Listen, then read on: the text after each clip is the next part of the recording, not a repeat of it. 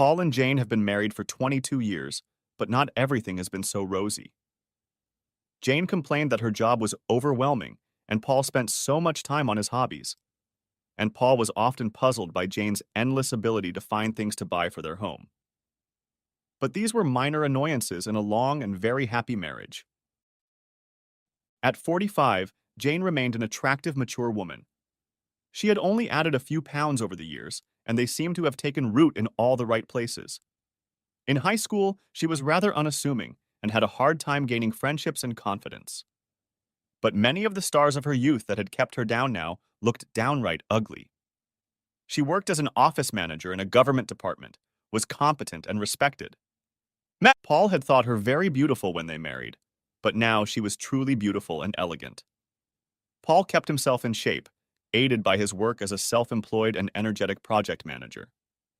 With sandy hair and 5 feet 10 inches tall, he didn't stand out from the crowd, but he was immensely popular with his close circle of longtime friends. They dealt with the empty nest in different ways. Paul loved his free time, reviving all his hobbies and enjoying the extra time he had. He felt healthier and more energetic, but worried about his wife, who missed the kids. It was more than just a longing for them. She described it as an emptiness. Jane had an interesting personality and was able to balance family and social life, but as the children left for college, that luster gradually faded. Paul tried to do his best to give his faithful and loving wife strength. When he tried to describe her situation to friends, the phrase lack of purpose came to Jane's mind. Jane was feeling more detached, and Paul wondered if she was going through menopause or depression. Paul advised Jane to go back to the gym, and that helped a little. She had never enjoyed it, but it helped pass the time, and she liked the results. She tightened up the slight jowl that had appeared in her lower abdomen and on her butt. Paul thought the result was excellent and suggested that Jane show off everything she had done and be pleased that she was in shape. She deserved a few new outfits. He hoped it would give her a much-needed boost of confidence, along with his reassurances. Jane seemed to be paying more attention to her appearance, and Paul hoped she was starting to turn for the better. Dark leggings and baggy tops had been replaced by fitted skirts and silk blouses. Paul thought it all looked great on her newly trimmed body. She continued her long-standing night out with the girls, which Paul encouraged. Jane hadn't had many admirers when she was younger. She was rarely approached, all the attention being taken over by her best friend Helen. It had happened more often lately, but she knew how to politely decline advances. Her friends weren't bad company. Helen had recently broken up but was dating again, and she had a steady boyfriend they talked about endlessly on the phone. Jane usually came back from the girls' parties happy, a little drunk and very talkative, and it was nice to see the old Jane at these parties. Paul lamented her lack of interest. They had both been inexperienced when they married, and with the arrival of children, the initial spark seemed to have finally faded. Paul tried different approaches, being more assertive, arranging romantic dates, weekend getaways, different positions and locations, but none of them generated enthusiasm. Jane never objected, saying it was all good, but at the same time, she never took the lead. Next chapter. When Jane mentioned the house party at Helen's, Paul almost jumped up from his seat. Any excuse to go and have fun would be just fine with Jane. The night of the party, they packed up and took a cab to Helen's. Paul thought Jane looked stunning in a tight satin dress that emphasized her figure and told her so. She smiled sweetly. "Thank you. I'm a little shy in that dress, but you just made me happy. You have such a gift for making people around you feel good. You are always so kind and understanding. I love you." Paul liked Jane's answer, but it was a little annoying and repeated many of the words he had heard over the years. He was a nice guy. He was kind and caring, etc., etc. This held him back in his youth. He often found himself in the friend zone of the girl he really wanted to ask out. At times, he felt this way with Jane as well. He was sure she loved him. But did she really desire him? And was he greedy to still want both after so many years together? They arrived at Helen's place. It was a beautiful place with plenty of space.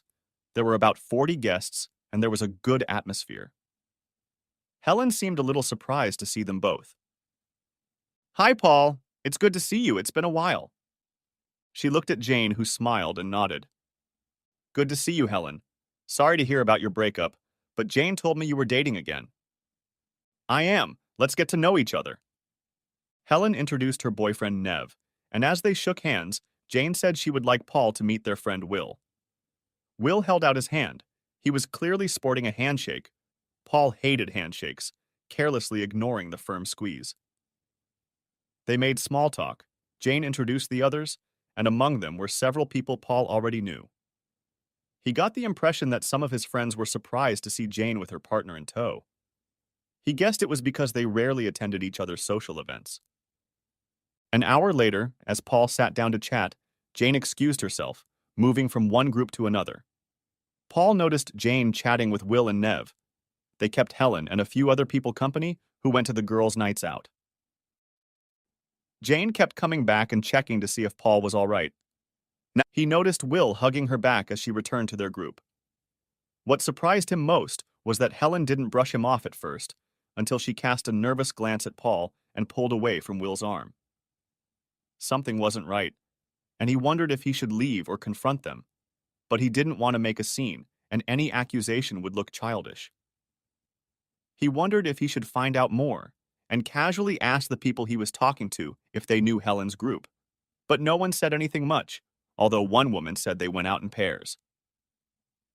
By the time he'd struck up a few conversations, poured himself another drink and tried to organize his cluttered thoughts, Jane was gone. Paul looked around the first floor and headed for the garden. He had just about given up when he heard voices from the side of the house and followed the path around. As he approached, Paul heard Helen clearing her throat, trying to convey a warning to Jane. "Jane, Jane, it's Paul." Paul couldn't believe it. Jane was kissing Will. She looked at Helen, who nodded toward Paul with raised eyebrows and some concern. Jane jumped up. "Oh, Paul, sorry. It was just a little kiss. Maybe we've had too much to drink." Paul motioned to Will, but Jane quickly stepped between them, panicking at the sight of Paul's anger. They all hesitated. If Jane hadn't intervened, he would have lashed out at Will. Maybe it was for the best. In reality, the guy looked younger, stronger, and fitter. "Sorry, Paul, it's no big deal. I think we need to talk." "No, we don't." It was so surreal. He couldn't realize what was happening. He needed to leave before he finally lost his temper and rushed away, and Jane screamed after him. Jane was distraught. This was not how the evening was supposed to go. She berated herself for trying to wrestle a quick kiss from Will. Jane was surprised when Helen's boyfriend, Nev, brought Will to the party on Thursday. He walked up to her and was absolutely adorable. She wasn't used to so many compliments, especially from a much younger and handsome man. She and Nev joined in, extolling the virtues of mature ladies. Will was clearly ogling her and not apologizing for it. The whole thing was just overwhelming. For the first time in her life, Jane had thoughts and desires, and she wasn't sure she could or wanted to control them. She still loved her husband, but Will was an intoxicating mystery to her. It was interesting to meet and socialize with different, younger, and more interesting people. She became fixated on Will. He constantly intruded on her thoughts. The next morning, Paul and Jane were sitting at the kitchen table. "I'm so sorry, Paul, but last night was a big mistake. Everything is very confused, and I can't think clearly. The time with my friends showed me that we can experience things together with other people. Things don't have to be just between me and you. There can be different sides to our lives." "There's nothing wrong with friends, but he seems to be your boyfriend. Are you breaking up with me?" "Don't be silly, Paul. He's not my boyfriend, and I don't want to dump you at all. We sleep together every night, wake up together, spend our whole lives together." "Except when you spend time with your boyfriend." "I don't have a boyfriend, Paul. Don't say that." "Kissing, touching, who the hell is he then?"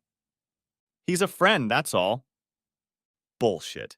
It clearly wasn't the first time. Jane hesitated, trying to carefully frame the conversation while at the same time trying to be truthful. She really did love Paul, and they were destined to spend the rest of their lives together. I don't think I've been in a healthy state, Paul, and no. I need to keep what got me out of this quagmire. I need you, your continued support, and time with friends. Paul flinched. You mean time with Will? That was the problem. She knew it was wrong, but she really wanted to keep seeing Will. She didn't want to hurt Paul or lie to him. He deserved honesty. I'd like to keep spending time with this group. We're all great friends. Paul growled. Especially Will. I assume you're not just friends? Are you having an affair? No, absolutely not. It's not an affair.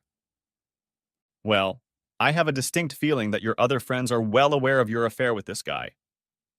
Stop saying it's an affair. They see us together more often than they see me with you, that's all. I think that in itself speaks volumes. He's a friend of Neve's and we spend time together. Once you get to know him better, you'll like him. I have no intention of getting to know him. The man has no morals and he's trying to seduce my wife. Unfortunately, he seems to be succeeding. Only how far does it go? Mostly talking, dancing, and kissing? Yeah, we've kissed a few times. Nothing special. Paul glared at her. It's a big deal to me, and you're in damage limitation mode. I suppose it's not just that. Even if you haven't had anything, that's where it's going. Our marriage is hanging by a thread, and you seem intent on breaking it up. Are you in love with him? What? No, of course not. There must be something of attraction. We like each other, but we're just good friends, nothing more. How often did you and he see each other? Were you very comfortable together? Well, we see each other on Thursdays and I had lunch with him. Jesus, did you and him have actual dates? No, just had lunch. He's good company and that's flattering from a young guy. I like him, and I have no idea why, but he seems to like me. You just described the date. What was this introduction at the party for? Was it done to humiliate me? God, no. I wanted you to meet him. I thought you'd like him. He's a great guy, and I told him all about you. I thought we could all be friends, and it would take away any tension or misunderstandings. Wait a minute. You don't expect me to agree to that, do you? You have to realize that he's going to want more than that, because it's obvious that he wants to entertain you, and it's becoming more and more obvious what you want. You're getting way ahead of yourself. I haven't gotten to that point yet. But if we both agree, and it gets closer to this, would that be so bad? Honey, I don't mean to be unkind, but you've slowed down a bit, and we haven't been able to find a solution to your performance issues. I'm sure we'll find one, but a little innocent fun with Will might smooth things over. Jane immediately realized she had made a terrible mistake. It seemed Paul was about to explode. But her phrase, just good friends, seemed weak even to herself. I'm sorry, I didn't mean to. You bitch. So it's about sex and it's my fault. Screw you, Jane. Paul slammed all the doors on his way out. Damn it! Shouted Jane in frustration, telling herself that she was an absolute idiot. Did she even realize what she was doing? She wasn't going to take it any further, but managed to insinuate to Paul that he was to be replaced in her bed. She was in big trouble. Why had she mentioned his performance? Paul had always been a terrific lover. He'd had occasional episodes when things didn't work out, but he'd made it up to her, and the doctor was sure they could work things out. If anything, she was the one who hadn't made much of an effort. After years of exhausting her children, they never got back on track. The realization that her marriage was in trouble came as a shock to Jane. Paul loved her and would always be there to support her. Wouldn't he? She definitely loved him and cared for him as she always had. And the situation with Will was just confusing, and she was sure it would pass. Paul felt like a complete failure. The thought of his wife leaving him because of his failure to succeed in the bedroom was absolutely crushing. He considered moving out or divorce, but decided that would be the quickest way to make sure Jane jumped into bed with Will. How far had things gotten? Kissing seemed like a weak reason to end a 22-year marriage, but he suspected it went much farther than that. And then there was the children and family to think about. How would they react? Thank God they were grown now, but they would still be hurt. For now, he decided it would be best to hang on and hope Jane would come to her senses. He realized it was a shitty plan with minimal chance of success, but he didn't know what else to do. Jane was desperate to find a way to solve Paul's problems without losing anything of her current lifestyle. She was overly sweet and constantly apologized for the party. But it only got worse from there. The next stumbling block was the planned Thursday night out. Paul, I know Thursday is going to be difficult for you. Seriously, are you still going out? We're going out with some friends for a few drinks, that's all. Sharon mentioned a free movie ticket, and I thought you might want to go with her rather than indulge in reflection. What are you doing, Jane? Trying to set me up with our neighbor to ease your conscience? Don't be silly, Paul.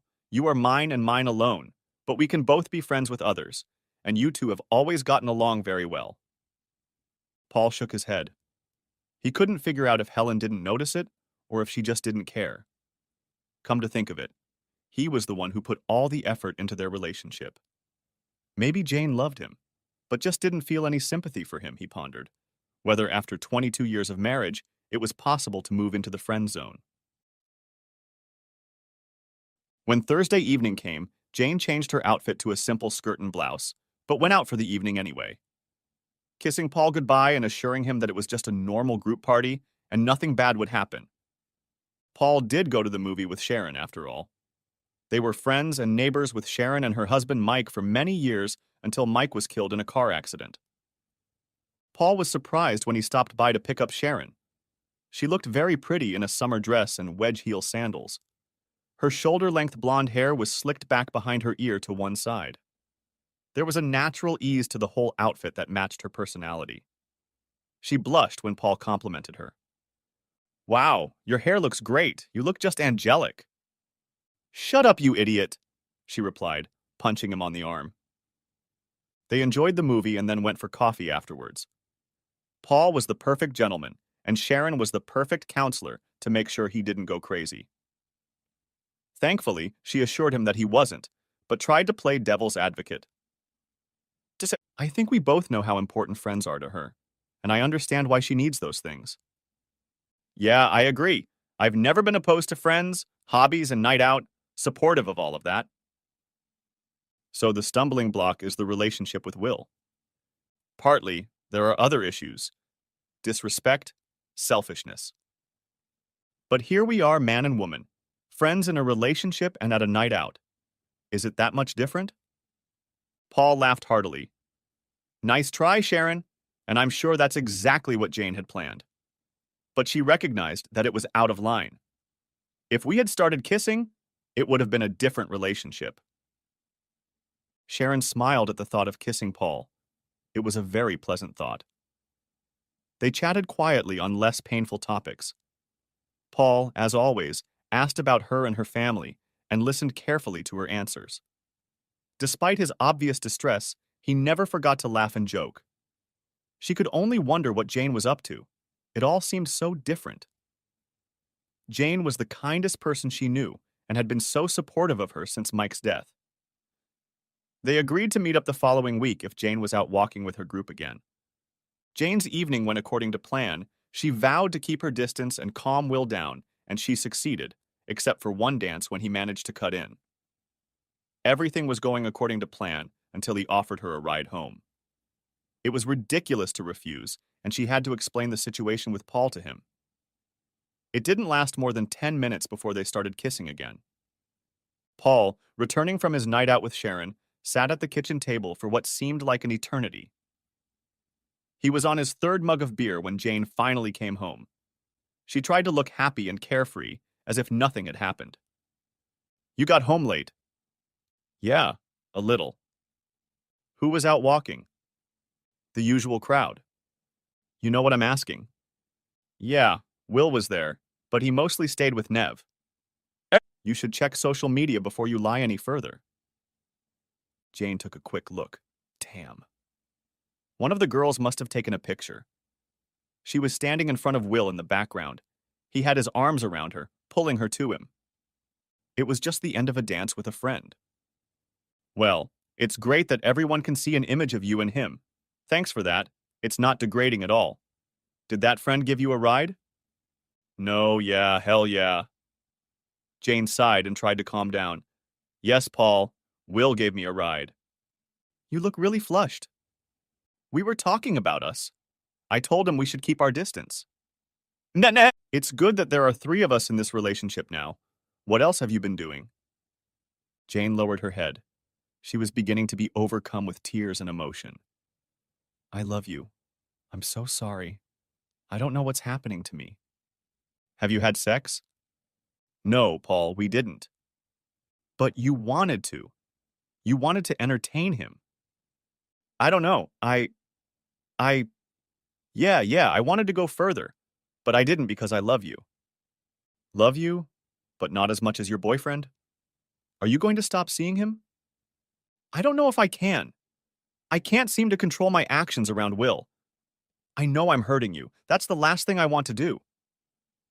But that's exactly what you're doing. You know it, and yet you can't or won't stop.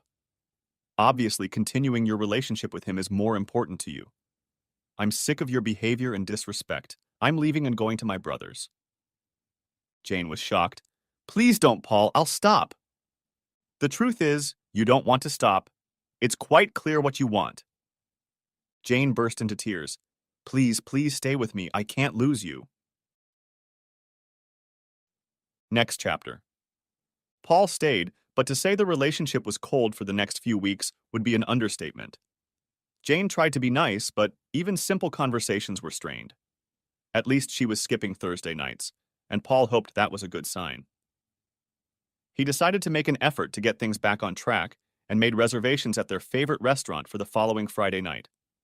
They had celebrated so many happy occasions there and knew the owners. Paul hoped it would be special there, and they could talk again like they used to. He mentioned this to Jane, hoping she would be surprised and happy. Jane was indeed delighted with the treat and thought it was a wonderful gesture. Paul really was a kind and patient man. And then she was horrified. She remembered that she already had a reservation for Friday. Paul, you're so kind. But can't we reschedule for Saturday? I suppose so. Why? Helen has tickets to the charity ball, and I promised to go. It's a big event to benefit the local hospice. You'd rather do that than go out with me to try and save our marriage? No, I'm not saying that. We can do both. I'm sorry, but I've already said I'll go. It's an important night for Helen because she's on the organizing committee. Helen won't mind. She called me and apologized for her part in all this. Jane hesitated, clearly trying to find some reason to rebook. She looked slightly flustered, and Paul hadn't expected such a reaction. And then it hit him. If this was such an important night for Helen, then all their friends had to go to it. Shit, it is, isn't it? No, it's just a big event, important to Helen, and everyone's going. So he won't be there? Jane looked away. Oh, now I get it. You were planning to meet your boyfriend and Friday is the big night?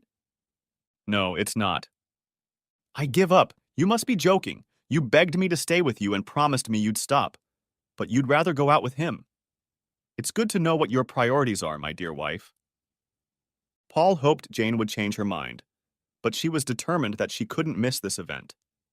She and Helen had been planning the day for a long time, booking treatments and buying new dresses. Yes, the boys would be there, but so would all her other friends. It was a big event. Paul had made sure he wouldn't be home the moment the death nail in his marriage began. He hoped to avoid any communication with Jane, but he couldn't resist reading the messages she kept sending. 19.00. Just leaving. Sorry you weren't here when I left. I love you. 20.03. Party great, very relaxed, raising lots of money for the hospice. There was a picture of Helen and Jane in an embrace, and he thought they both looked amazing. Paul had never seen Jane wear anything like this before. It was a tight evening gown of a deep ocean blue color with silver sequins. Paul wondered who took the picture and who Jane was dressing for. 21.25. Miss you.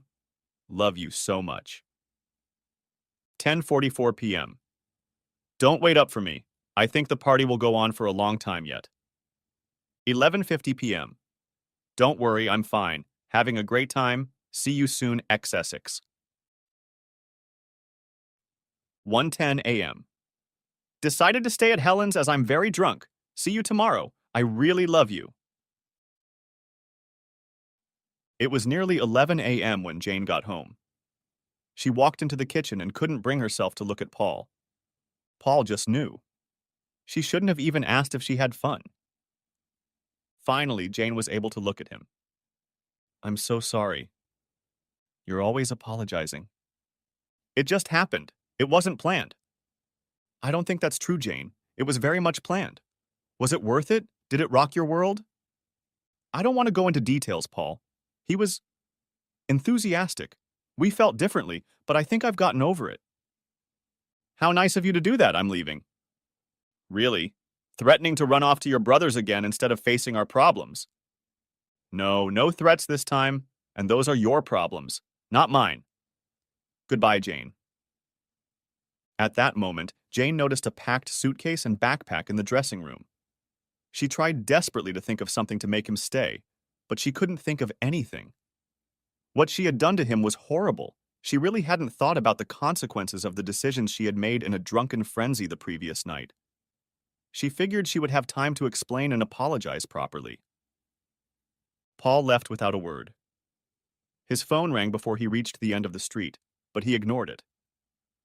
By the time he reached his brother's, Jane had sent 27 messages. He read them, mostly apologizing and pleading to get back to her.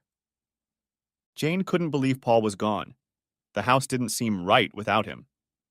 She heard a knock on the door and, hoping it was Paul, rushed to answer it, but she saw Sharon on the doorstep. Jane immediately burst into tears and received a comforting hug in return. She told Sharon her version of what had happened last night. Most of the events matched what Paul had described to Sharon, but Jane explained things differently. At times, it sounded like nothing more than innocent tomfoolery devolving into a romantic fairy tale. Sharon made no effort to hide her opinion. How would you feel if Paul and I kissed? You're crazy if you risk losing him, especially for some boy who's trying to overstep his bounds. Jane jumped up from her seat. You bitch. You've always liked him? You're after my Paul. Sharon smiled patiently. We're friends and I would never try, but if you throw him away, I might do that. Jane burst into more tears. I suppose I could throw it away. Last night. Oh, please tell me you didn't, you complete idiot. Getting no encouragement from Sharon, Jane called Helen. What were you thinking, girl? Guys like Nev and Will are fun, but only for short-term flings. You wouldn't dump a man like Paul for them, and you certainly wouldn't rub his face in it. I thought I just needed to get it out of my head, have fun with Will, and then focus on Paul. Helen thought Jane was a naive fool. Paul would never agree to that. The thing is, Helen, Will is wonderful. I had an amazing time. It lasted for months. Didn't it? That's wonderful, Jane, but then what about you and Paul? I honestly don't know. I was hoping I could switch to Paul and get us back on track, but I don't think he will, and I can't blame him. I feel awful about it, but at the same time, last night feels like it changed my life. Jane had been begging Paul to come back for weeks, but he wouldn't. She worried about him. His brother and sister-in-law were good people, but it wasn't the same as his wife's concern for him, and she knew he would miss her despite her actions. In the end, she resigned herself to the fact that it was a hopeless case. Even if she behaved better, her actions would always keep them apart. Jane decided that the kindest thing she could do was to let Paul move on with his life and stop stalking him. Despite her actions, she was sure she loved him, and that meant letting him go before she hurt him more. They had to keep in contact about the children, and they managed that interaction just fine, getting along quite well with each other. Divorce was out of the question, but they agreed to continue paying half of the mortgage each and treat the house as an investment, selling or buying it back when either of them wanted or needed it. Despite his refusal to return home, Jane was surprised that Paul had dealt with his anger and resentment so quickly. She deserved and expected more rants and accusations. Then it dawned on her what could be causing this. Are you seeing someone, maybe Sharon? Sharon? What makes you think that? You two have always gotten along so well, and she's shown an interest. Really, I had no idea. She's dating someone else anyway, and I'm kind of dating Marie. Marie, the receptionist from your job, oh my god, she can only be 35. Paul snapped back. But she's older than goddamn Will anyway. Jane's initial irritation evaporated in an instant. She paused, trying to gather her thoughts. I'm sorry, Paul. She's a nice girl, and I hope things work out for you. It's just getting started. Paul and Marie went on a few dates. 2 weeks later, they formalized their relationship with no problems with work. Paul wondered if his problems had anything to do with Jane's lack of interest and desire for him. The mention of Marie made Jane realize that Paul had moved on. After she came to terms with the fact that he was not coming back, her social life took off. She began seeing Will on a regular basis. Jane found that she enjoyed flirting and that she was good at it. Many guys were very interested, especially after learning that she had broken up. 22 years of marriage. It dawned on her that she had missed out on so much with Paul. She wasn't in a serious relationship with Will, and she knew he was still seeing other women. So when the handsome young guy at work, Rob, flirted with her, she encouraged him, and eventually he got up the courage to ask her out, and she readily accepted. When he arrived at the restaurant, she said, "Relax, honey. We're just friends socializing. You don't need to impress me. I like you as it is." After the initial shock, this worked, and Rob relaxed. They had a nice evening. Next chapter. Jane was surprised when Paul knocked on the door one day, looking rather embarrassed. She invited him in and made coffee. "I need to ask you a favor, Jane." "Sure, anything." "It's not easy to say, but business has been a little shaky. I've had extra expenses and cash flow problems. I managed to send the same money to the kids, but I'm struggling to pay my half of the mortgage on this apartment. I'll sort it out, but the money will come in late." Jane thought for a moment. "We can sell it if you want, Paul. You were wise to let me stay." "No, that's not it. It's a good investment for both of us until we're ready to sell or buy each other out. I just need the extra time." "Okay, how about I cover the payments? I have some savings." "No, I was just thinking of asking the bank to defer the payments for a while. I can't use your savings." Jane smiled, knowing that was exactly what Paul was going to say. They may not have been together, but she knew him better than anyone else. "Paul, you have provided for our family for years and have never once let us down. Compared to this is nothing. Nothing at all, I insist." Paul looked uncomfortable. "I'm not sure. I don't think that's right. To be honest, I'm glad I can do it. I have no doubt whatsoever that you'll work it out. You always do. I'll gladly give you the money, but I'll call it a loan if that helps." Paul seemed to think deeply. "A loan, maybe, but we'll need a written agreement to make it official." Jane smiled. "Suit yourself, Paul, but you are the most honest man I have ever known. You'll do whatever you say, you'll pay me back, and you've already started thinking about paying me interest. I'll refuse, of course, but you already know that." Paul smiled. "We do know each other well. I think we have an agreement, and Jane, thank you. It's the least I could do. In any case, I caused our breakup and the additional financial burden you're struggling with." As Paul left, Jane wept, their conversation a pleasant reminder of the hundreds, perhaps thousands of similar instances over the years. She would gladly give Paul anything he asked. At work, Jane had a reputation for being hot and had a steady stream of potential lovers wanting to date her. She often heard them refer to her as a hot wife, MILF, or cougar, and it thrilled her. She had always been unassuming when she was young, and this kind of attention was new to her. She knew that some people would call her a slut or slutty, but decided to put up with it, thinking that a guy in a similar position could be called hot. Her dates were a lot of fun, but more often than not she felt lonely, and it was getting a little tiring. As you'd expect, the breakup had been emotionally traumatic, but she should be over it by now and enjoying life to the fullest. So why wasn't she feeling better? Jane saw Paul and Marie together regularly. She felt the usual feelings of jealousy, but then chided herself. After all, she was the cause. She noticed how easily they talked and how comfortable they felt around each other, smiling and laughing often. She still wished Paul the best. He was a good man and deserved it. All of this was in stark contrast to her own short relationship. Even if the right man offered something more serious, she would find a reason to turn him down. Despite what Jane saw, Paul and Marie's relationship was beginning to falter. They liked each other, but there was no spark. Perhaps Paul was in too much of a hurry, and Marie was younger. They felt it at the same time and agreed to be friends, albeit with privileges. Marie insisted that by all means they should continue to enjoy each other until she found Mr. Right. Next chapter. Paul and Jane stood on the railroad platform, seeing their children off to university after the Easter break.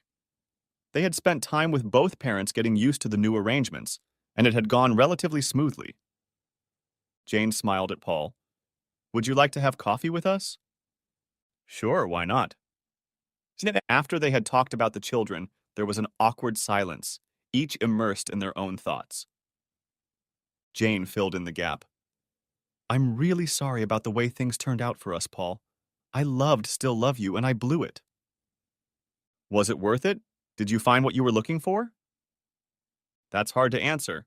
I lost so much with you, but I have to admit I enjoyed exploring other things." Paul laughed. "By other things, you mean having fun with young boys." Jane smiled. "I'm pleased that you can laugh about that, Paul. It's partly true, but I miss the friendship and companionship."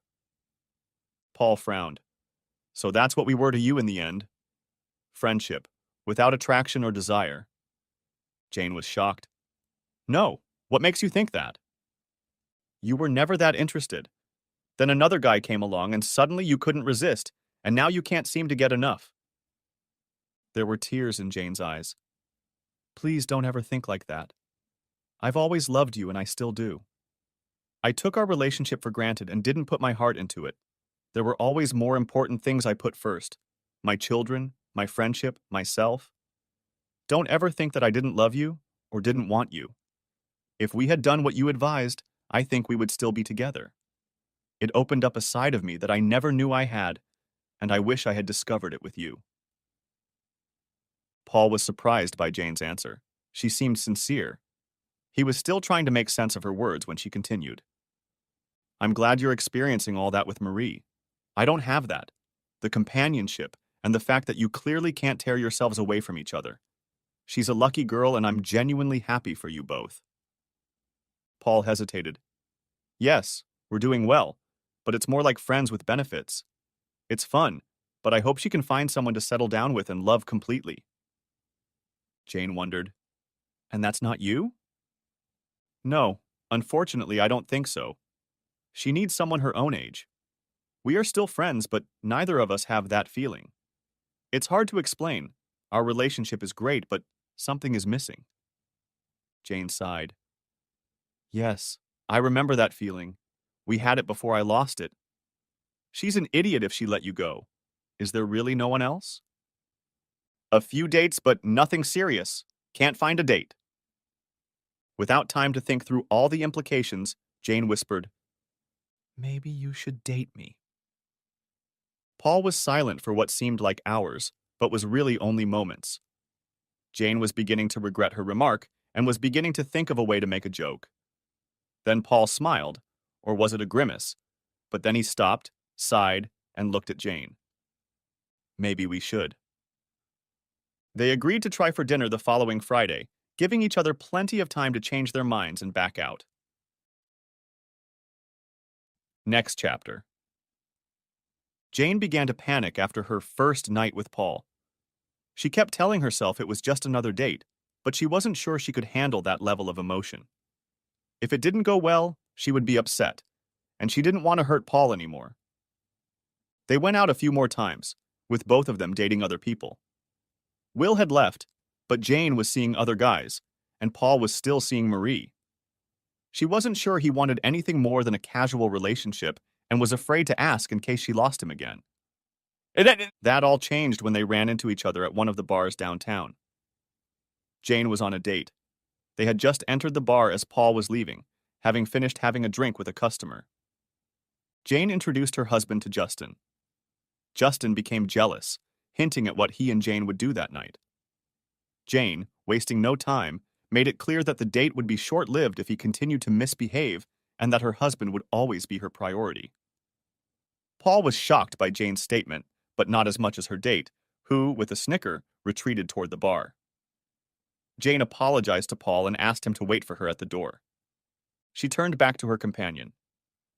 "I have to go now. Thanks to your bad behavior and attempt to embarrass my husband, I am leaving with him." Her companion was confused between anger and apology.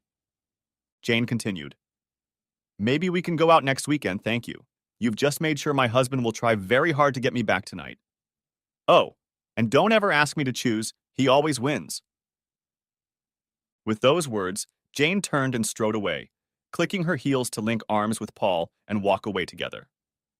Her companion watched her remove herself and cursed his big mouth.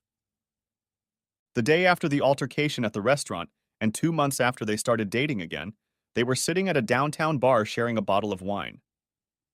Paul noticed the concerned expression on Jane's face. "Are you okay? What's the matter?" "I'm really enjoying myself with you, but I want to know if you see things going beyond casual dating and having fun." "I'm not sure, to be honest. I like it too, but maybe it's best not to force things. I liked that you ditched your date for me last night and said I was a priority for you. You always will be. I know I haven't shown it to you in the past, but you've always been my one true love. I enjoy dating, but I still feel pretty lonely. I don't have what you and Marie have, someone to share with." "Actually, Marie started dating someone. We stopped. You know, and I'm planning on moving out." "Where will you go?" "Probably to my brother's, although Cindy, his wife, is expecting a baby." That was a stupid idea. She couldn't bring herself to say it, and then she blabbed anyway and couldn't stop babbling. "You're not thinking of moving in with me, are you? Not as husband and wife or anything like that, but like a boarding house or a lodger or... Actually, you're still a co-owner, so you have every right to move in. Anyway, if you want to, uh, uh, the offer still stands. We could be friends or something." The last remark was accompanied by a nervous wave of her hand, whereupon Jane's voice broke. "Friends with benefits?" Paul asked with a broad smile on his face. "Of course, we're still married anyway, so you're entitled to it. I suppose that makes you a beautiful wife and me some kind of asshole." Jane laughed. "Hardly likely, considering how much you talk about it, and the fact that you dumped me as soon as I was done with Will. We could try, I guess. I know what I'm getting into, and so far we're being honest with each other. I like your companionship, and I've always loved you, but I don't want to go back to that grouchy housewife with borderline depression. I still want to date other people, and I insist that you date too. Otherwise, it wouldn't be fair." Paul smiled, remembering. "You know, I always liked that housewife, and you were never that awkward in my eyes." "I know. It was so special, and I was a bloody idiot. I let you down and ruined our marriage. I don't want to hurt you again." Paul tried to weigh the consequences before giving up. It was too complicated for his brain. "Fine, I guess we can try." Paul moved in with the idea of using the spare room, but that idea was discarded the first night, and they shared their old bedroom. They were quickly back to their old habits. Everything was familiar and comfortable. Despite this, they were both hesitant to pursue a new relationship and continued to date others, although their frequency had greatly reduced. Next chapter. Jane reflected on Paul's remark about a beautiful wife. She wondered how she, the most ordinary middle-aged housewife, married to the most ordinary and loving husband, had gotten to the point of having so much fun with different partners.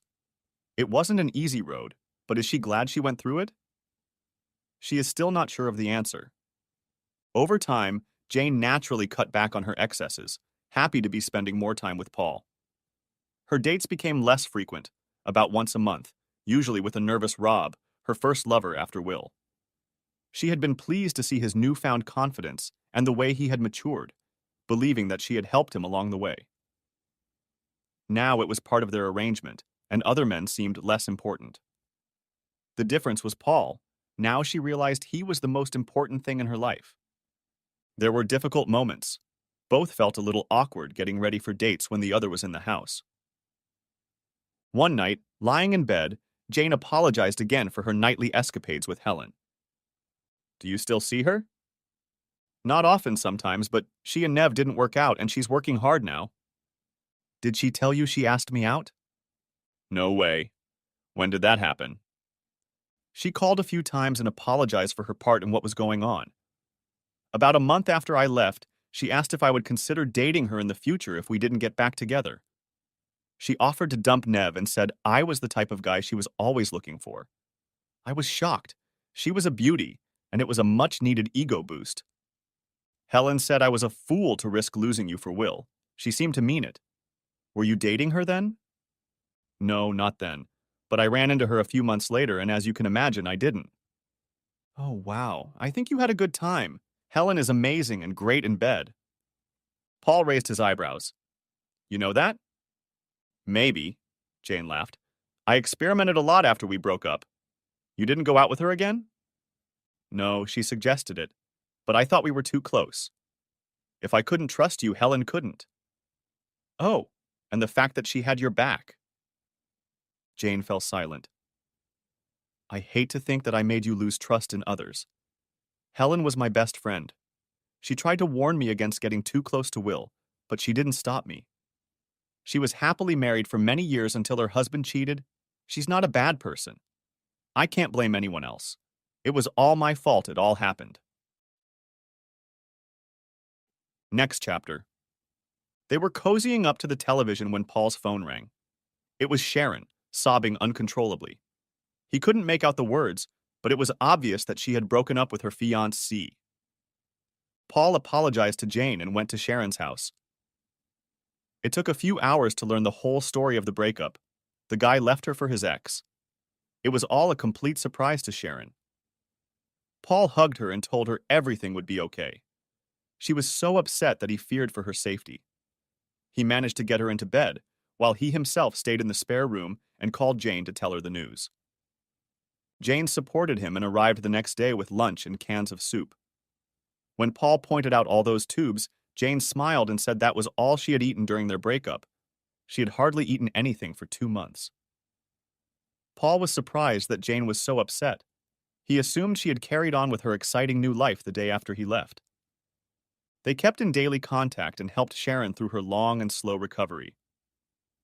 Eventually, Paul talked her into going to the movies with him again. She loved movies, especially reruns of 50s classics. This led to other nights out, including murder mystery nights where she dressed up as characters from Agatha Christie novels set in the 1920s and 30s. Dating with Jane stopped as Rob found himself a new girlfriend. He thanked Jane for all she had taught him, and she wished him luck with his new novel. Paul more than met her needs, and she found that she wanted, what it was, to be faithful. She knew she still loved Paul and had never loved anyone else. In their former life, as she had described it, she had taken him for granted. Now she found herself enjoying his company. She spent almost all her time with him and enjoyed it. The dates were fun and exciting. Paul was interesting and a good conversationalist and a constant person to rely on. She was jealous of him of Sharon, but took that as further evidence of how good a man he was. Since his time was divided between Jane and supporting Sharon, Paul had little time to date anyone else. Paul and Jane were sitting on the back porch enjoying a beer and a glass of wine. Paul, do you think we could be a married couple again? I haven't dated anyone in the last 4 months and I'd like to be yours alone. The suggestion took Paul by surprise. I don't know, Jane. It's a big step and I'm not sure. I love you, Paul, and I want you back. I need to think about it. Can I be given some time? Sure, take as much time as you need. Just know that I'm always here for you and I've always loved you. A week later, they were sitting in the same seats again. Do you have any regrets, Jane? Paul waited, intrigued to see how Jane would answer. No, you're back in my life now. I regret the way things happened and the way I treated you. I was fascinated by Will, and all Helen's stories about Neva made me feel like I was missing something in my life. I can blame age and menopause, but I became very selfish and lost sight of you. I never thought you would leave me. I wish we had explored more together years ago, but that was my fault. I'm glad I found that side of me, but I wish it was just between us. It was quite some time before Paul replied. I still bitterly regret it. We made the best of a bad situation, but I lost the reliability of marriage and trust in people. I still don't think I've fully recovered, and I need to. Jane was shocked. She had assumed Paul would react positively, for they were doing well. Their life together had been wonderful, and they had both benefited from their experience, no doubt. You can trust me, Paul. You know I've stopped dating and will always be honest with you. You were honest the first time, you knew what you were doing, you knew how it would affect me, and you went ahead anyway while professing your love for me. His voice shook and faded away. Tears came to Jane's eyes. She was horrified, realizing that they hadn't rebuilt their relationship, but had merely plastered over the cracks. Paul took a deep breath. I talked to Sharon about your proposal, and she surprised me with an alternative.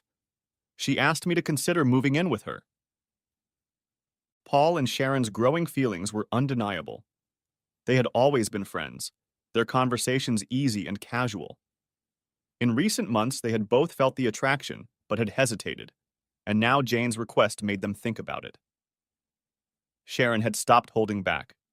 She saw this as her last chance to tell Paul her true feelings for him. I still love you, Jane, and I might even be able to trust you again. But I don't want to forget what you did. I don't think it was fair. To trust someone so much to then have that illusion shattered like that. Please don't do this, Paul. I've changed. You can trust me. If Will or Rob came back, would you give up on them? Maybe, but I'll never be sure. History won't cancel. And I know you're still flirting and enjoying the attention. Jane grimaced at the truthfulness of Paul's words. I can't live in doubt, and I can't give you more. I wish I could, but I just can't. Sharon is completely honest and so caring that I can't imagine her doing what you did. There are no guarantees, but it just feels right to me. Jane lowered her eyes sadly. She kept her promise. She said she would try for you if I left you, and I think she eventually did. I think she tried to stay out of our problems, but our feelings grew. Jane could see that Paul was hesitant. His decision was not final. She was about to insist on her own, when suddenly it hit her. You're right, Paul. I like being desired and feeling myself while doing it. I don't regret it. It makes me feel alive. Paul's eyes flashed with anger. He was about to attack verbally, but seeing the tear in Jane's eyes, he nodded and stood up. Thank you, Jane. If I had loved you less, maybe we could have worked things out, but you almost destroyed me. We had a wonderful marriage, and we still have children, but we need to move on. I'll get my stuff out tomorrow. Jane managed to hold on until she heard the front door close and then burst into hysterical tears. She had lost him again. She had to let him go, but it didn't make the pain any less. Paul began divorce proceedings, and both attorneys said it was the friendliest divorce they had ever witnessed. They continued to pay half the mortgage each. Paul was now living with Sharon, while Jane remained in their old house, despite repeated offers to move out. They remained friendly, exchanging events and contacts through the children. Sharon worried about Jane and how lonely she seemed while her own relationship with Paul blossomed. Jane started going on dates again, but it wasn't the same. The excitement was gone. She really wanted Paul and Sharon to have things the way she did. She could see firsthand how they spent their days and nights together, and that they were such a natural fit for each other. She tried her best to be happy for them, but she couldn't shake off the bitter aftertaste. Vacations plagued her the most. Jane and Paul had made a list of places to visit over the years when they couldn't afford vacations when the children were young. Now Paul and Sharon were experiencing those places together and planning others. 6 months later, Paul and Sharon's engagement took place. This event and the fact that they saw each other so often became too painful for Jane. She moved into an apartment, selling their old house and splitting the profits with Paul. And Jane was still looking for someone to settle down with, but that person proved elusive. People her age had all sorts of baggage under their belt and were pretty hardened. It didn't help that she now had a certain reputation that attracted suitors, but no one was looking for a serious long-term relationship. The invitation to the wedding followed 3 months later. Jane couldn't bring herself to go to it, even though the children were very excited for their father and the foster mom they knew and loved so well. Jane sat and thought again about how she had left Paul. Perhaps, after all, there was a natural justice in it for her selfishness and greed, deserved the half-life she had set for herself. The end.